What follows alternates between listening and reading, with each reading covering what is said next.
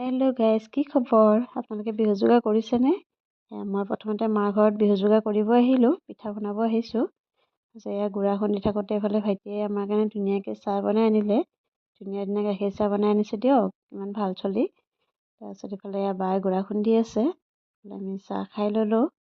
এইফালে মায়ে ক'লে যে গাজৰৰ হালোৱা বনাম, ভাইটিও খাব মন গৈ আছে বুলি ক'লে। সেই তেনেতে মই গাজৰ ৰুকি দিছোঁ।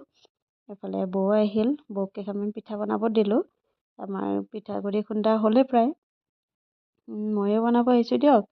এইফালে আমাৰ গাজৰৰ হালোৱা হৈ গ'ল, গাজৰৰ হালোৱা খাই আছোঁ আমি। এইফালে বৌয়ে ইয়াতে পিঠাও বনাই আছে, চবেই পূৰা লেকচাৰ মাৰি মাৰি পিঠা বনাই আছে। এনেকৈ আমি বিহু যোগাৰ কৰিছোঁ। তাৰপিছতে আমাৰ ৰণেও হালোৱা খাই আছে। দেখিছেনে, বিৰাট দুষ্ট হৈছে সি আজিকালি, টেষ্টি টেষ্টি কৰি আছে। গতিকে ইমানখিনি শুনাই দিয়া নাই। বাকী যি কি নহওক বাৰু, আপোনালোকে যোগাৰ কৰিলেনে জনাব দেই। আৰু এয়া চাওকচোন, ইমানে টেষ্টি হৈছে গাজৰৰ হালোৱা, বাতিটো একেবাৰে ধুব নলগা কৰি দিছোঁ মই।